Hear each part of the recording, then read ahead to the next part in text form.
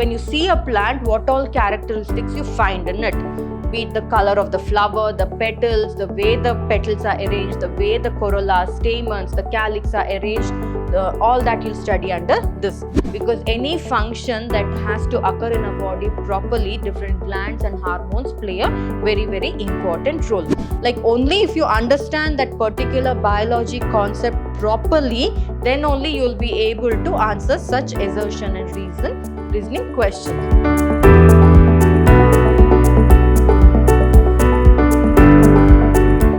Everyone, a warm welcome to this session on biology for class 11th CBSE. I'm Dr. Divya, biology faculty, Vidhyaashram School of Excellence, Mysuru. So in this session, let us discuss about the introduction related to syllabus. So the topics for this session are, we shall study about the scope of the syllabus. So what are the chapters that are there in the syllabus and what exactly do you learn in that and where you can apply it. And we shall look into what is the textbook for reference, that is for CBSE class 11th biology. And we shall study about the course structure or the syllabus as per the board.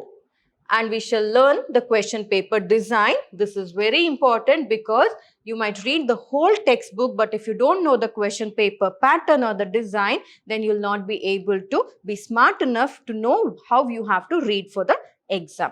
So moving on to the textbook for class 11th. So the textbook for class 11th is the NCERT textbook that is prescribed for the PU state board. So both are same. So you can buy this particular textbook. That is the textbook that is released by the National Council of Educational Research and Training, that is NCERT. So whatever is there in this particular textbook, only that you have to read for the exam. And even when you draw diagrams in the exam, the diagram should be drawn from the NCERT textbook itself and the label should be done only those which are given in the NCERT textbook, and beyond that you're not supposed to do it. So that is how you have to refer only the NCERT textbook. Next, talking about the course structure, that is for theory. So the course structure goes on like this, wherein it is divided into 5 units. So the 5 units are diversity of living organisms. Then we have structural organization in plants and animals. Then we study about the cell, wherein we learn about the structure and functions of the cell. Then plant physiology, and then the human physiology. So it has a particular weightage of marks, that is from each of these units. So under each of these units, there are about 3 to 4 chapters which you have to study. This I'm talking about only the unit. So each unit has a specific set of marks. So in the exam also, that is for 2023-24 exam, they will ask from this chapter for this set of marks only. Beyond that, they will not ask. So the marks is, for the first unit, it is 15 marks. And for the second unit, that is structural organization in plants and animals, it is 10 marks. And for the third unit, it is 15 again. And then the fourth unit, that is plant physiology, it carries a weightage of 12 marks in total. And human physiology, where there also it has about 4 chapters wherein it carries a weightage of 18 marks. So if you can see here, human physiology is the chapter that has the maximum weightage, wherein from that particular or unit which has the maximum weightage, wherein from that particular unit you get questions which carries about a total of 18 marks. So totally your theory exam you will be writing for 70 marks. So if you write a theory exams for 70 marks, then the remaining 30 marks will come from your practicals. So out of that, the CBSE student should make a note that the teacher can include marks based on how you behave and how your curriculum activities, your behavior and the way you submit your assignments, all that comes into consideration. So the overall student will be observed and marks also will be given. So this is about the theory. Next, talking about the syllabus in the textbook, that is your NCERT textbook. What is the syllabus as per the board? So here the first, I told you the first unit, that is diversity in the living world. So diversity in the living world, there are about 4 chapters under that. So you'll study about the living world, Then we'll move on to the second chapter, biological classification. Then comes the plant kingdom and the animal kingdom. If you look at this particular unit, you'll understand that you will study about the living organisms in this particular world. So in the first chapter, you learn about how you classify organisms a little bit and how you name the organisms. And in the second chapter, in detail, you'll study about the different systems of classification. And in plant kingdom, you'll study about the kingdom Plantae in detail. And moving on to the animal kingdom, under this, the kingdom Animalia, the different groups under that or classes under that, you will study in detail in kingdom Animalia. And the second chapter is structural organization in plants and animals. So here you'll study about the structure of the plants and the animals, meaning when you look at a plant, how it looks like, or when you take a section of a plant in the laboratory, how it looks like, and the structural organization in animals, how the animals look like, what are the characteristics, how their body is made up of, what is it made up of, all that you'll study under this. So the first chapter under structural organization in plants and animals is morphology of flowering plants. After studying the morphology, so morphology means when you see a plant, what all characteristics you find in it.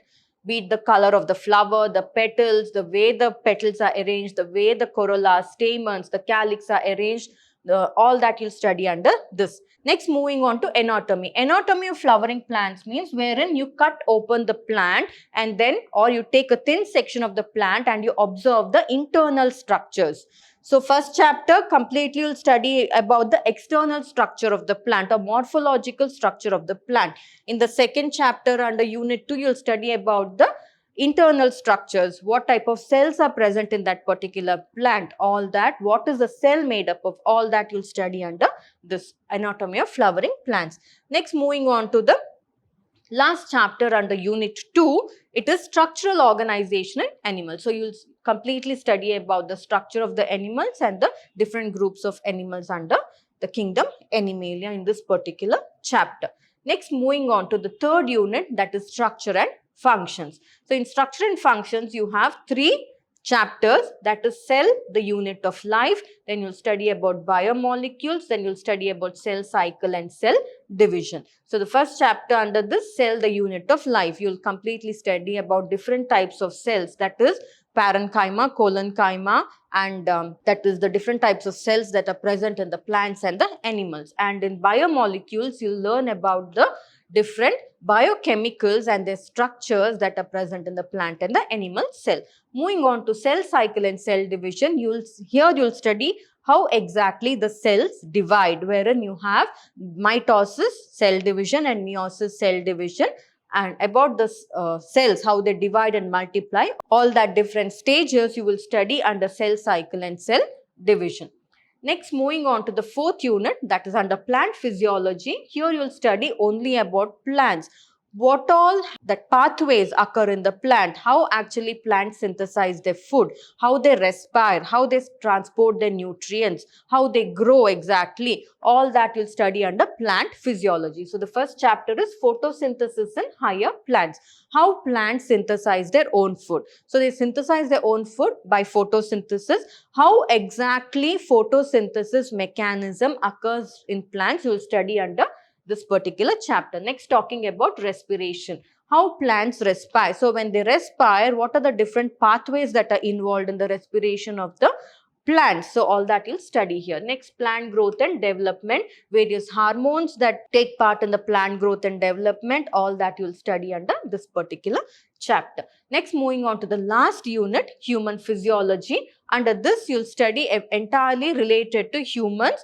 Physiology means how we breathe, how we digest food, like how the kidneys function. So excretion, digestion, absorption, ingestion of food, all that related, how we move, our locomotion, our movement, and how the neurons are controlled in a body, how one neuron collaborates or with the other or connects with the other to send signals to a central nervous system and the peripheral nervous system, all that, and chemical coordination and integration. So various things you'll study under this. So talking about the first chapter under human physiology, it is breathing and exchange of gases. So you all might have studied how you breathe and exchange gases, like we take in oxygen and give out carbon dioxide. During that that process, a lot of things go on, right? A lot of pathways are involved in that. So all that you'll study under this. Next, talking about the next chapter, that is body fluids and circulation. Here you'll study about the heart, like how the blood comes in and goes out of the heart, the pumping of the blood, all that you'll study here. So you'll study the different chambers of the heart, the functions of these different chambers, all that under body fluids and circulation. Next is excretory products and their elimination. Here you'll study about the kidney, wherein you'll learn how the kidney actually it is made up of different units called nephrons, and how these units actually help in the elimination of urine from the body. All those processes you'll study under this. Next is locomotion and movement. So how human beings or how animals move, how the different nervous systems that are there in the body help or send signals to our brain, which helps us to move from one place to another. All that you'll study under locomotion and movement. And also you'll study about the bone structures in this particular chapter. Next is neural control and coordination. Here also you'll study about the neurons in this. And next, last chapter, that is chemical coordination and integration. Here you'll study about different glands and hormones that are secreted in a body, because any function that has to occur in a body properly, different glands and hormones play a very, very important role. What are those glands and hormones? We'll study in this particular chapter, that is chemical coordination and integration. So this is the whole syllabus for the class 11th, that is CBSE Biology. Next, moving on to course structure practical. So you understood the course structure of theory, wherein you came to know like which unit carries how much marks, and totally you write the exams for 70 marks. So that is how you understood that. Now talking about the practical. So in practicals, it is divided into different experiments, like one major experiment. So for practicals, you'll have a separate practical manual that is being prescribed by the NCERT or the PU board. So the same manual will have around 22 to 23 experiments, and some of the experiments will be conducted and some of the experiments will be just wherein specimens will be kept. You have to observe the specimens and then you have to write about it. And some of the experiments will just be demonstration experiments, wherein the teacher will perform the experiment for the students and the students will not be performing. It's just a demonstration for the students. So here, what is the evaluation scheme for the practical? So here, one major experiment will be there. So the practical question paper will be divided into part A and part B. So part A will have one major experiment and one minor experiment. So in one major experiment, they can ask from experiment 1, 3, 7 and 8 that is there in the practical lab manual. From that they can ask. So it is chit system, wherein you'll pick a chit and whichever experiment comes to you, that you'll have to perform. So it carries a total of 5 marks. Next is in under part A, one minor experiment. Here also, either from, there are a number of experiments that is given, experiment number 6, 9, 10, 11, 12, 13 from the practical manual will be done in the class and it will be given for the exam, and this will have a total of 4 marks. So both of these experiments should be performed and the result written by the student in the exam, practical exam paper. Next is slide preparation. So a slide, that is, you'll have to take the section of the plant, either a dicot root or a monocot root, dicot stem, monocot stem. So whatever is prescribed in the practical manual, that section or the thin section of that will be taken, either a cross section or a transverse section will be taken, and a slide will be prepared out of it. That slide needs to be shown to the examiner, and based on that, the examiner will put marks for that. So it carries, slide preparation carries 5 marks. Next you have part B. In part B, it is spotting, wherein specimens or charts will be kept or photographs will be kept, wherein you'll have to identify what it is and you have to write few points regarding it. So that will carry about 7 marks, a total of 7 marks. And next is practical record plus viva voce. So practical record plus viva voce.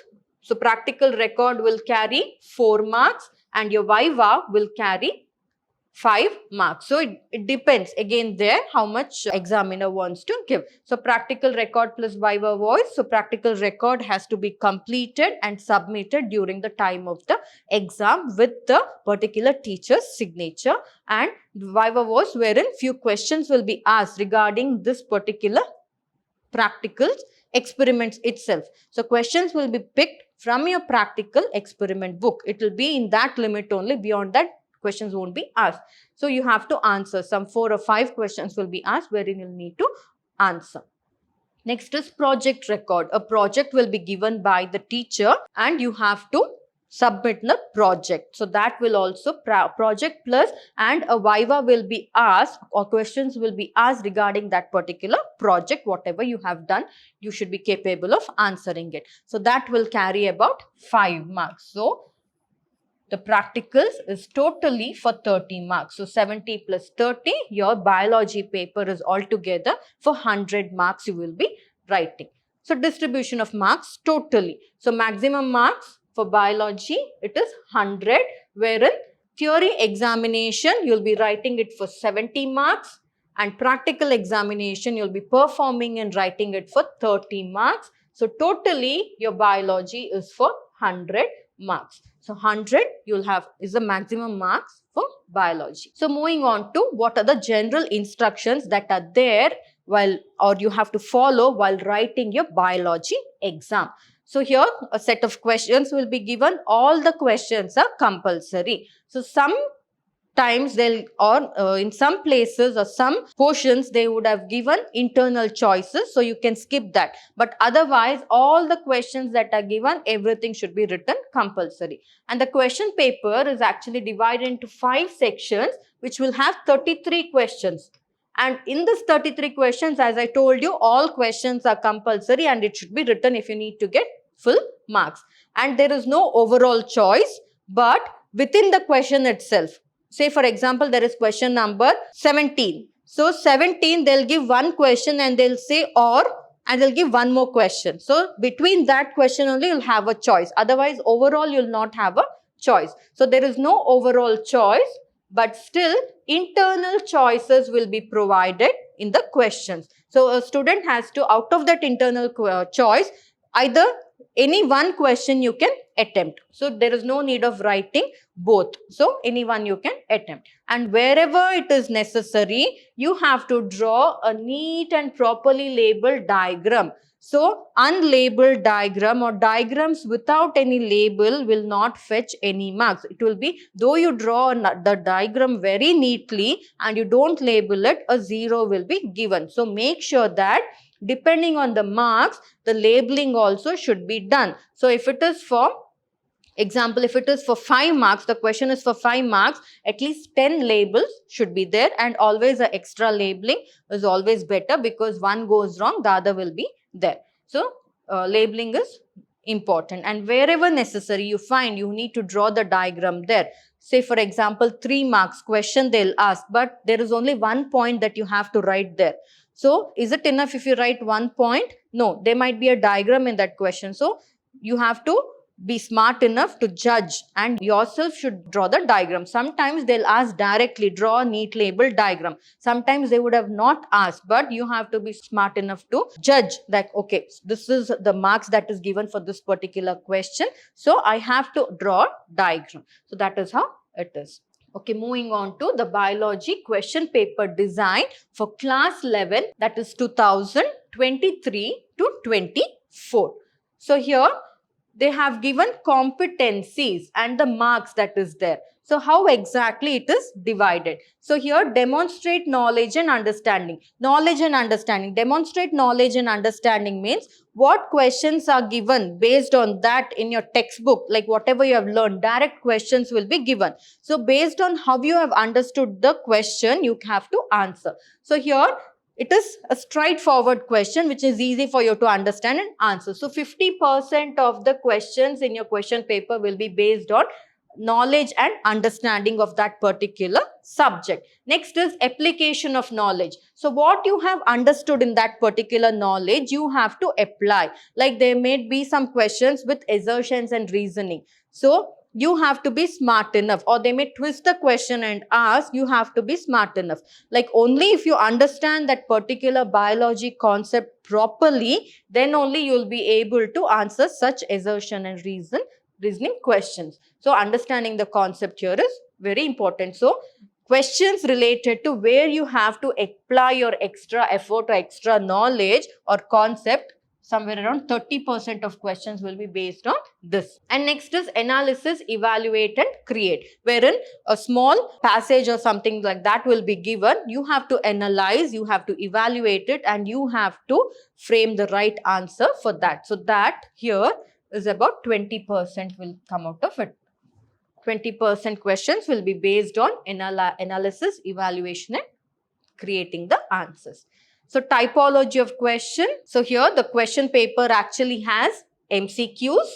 It includes MCQs, that is multiple choice questions, wherein 4 options will be given. You have to select the correct option. Next is assertion and reasoning type of questions will be given.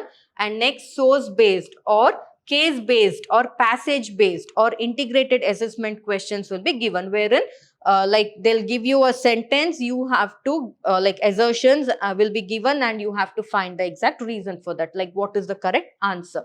Next is case based. So they'll give a small passage which is case based. Based on that, you have to answer the set of questions that are given. So, or passage based, like how you have in English, wherein you read a passage and then you answer the question. Same way here also it should be done. So this is how the question papers, different forms of questions will be asked in the biology question paper.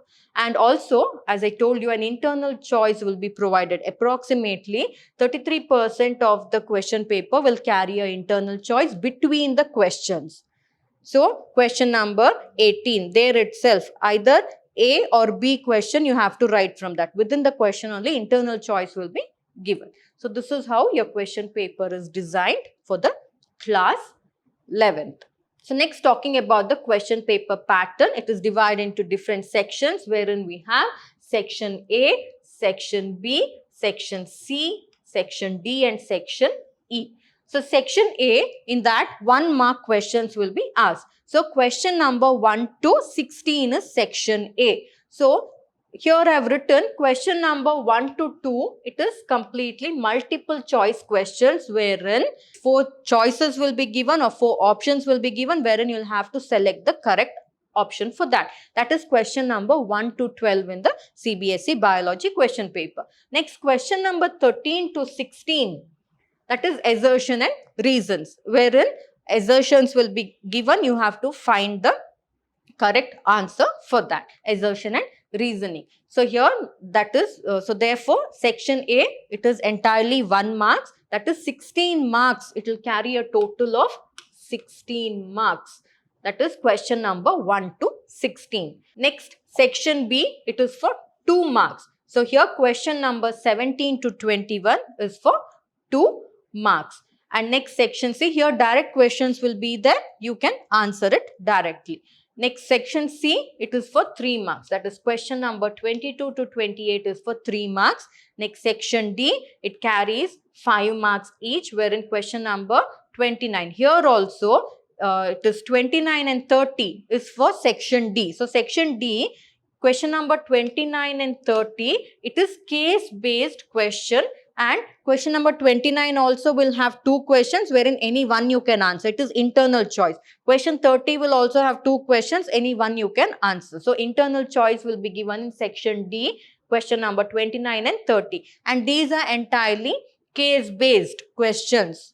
So you have to solve by reading that particular case study that is given.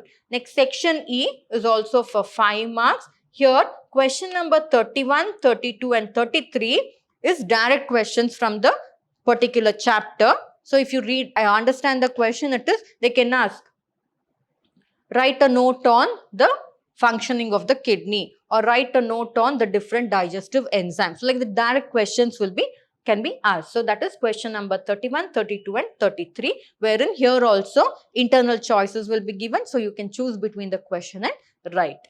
So it carries a total of 5 marks. So this is your question paper pattern for CBSE. So it is being changed, wherein now you have multiple choice questions So it is easy to score marks.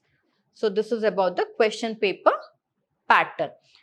So this was about an introduction to the syllabus, to your practicals, both theory and practicals, question paper, weightage of marks for 11th CBSE biology. So I hope you understood, you got an idea of what the syllabus is and how the question paper, what kind of questions will be asked in each section of the question paper, and what is the marks for theory and practicals, and also you have an idea about what you'll be learning under each unit of this particular syllabus. So I hope you understood this session well. So we shall meet again in the coming sessions with new concepts.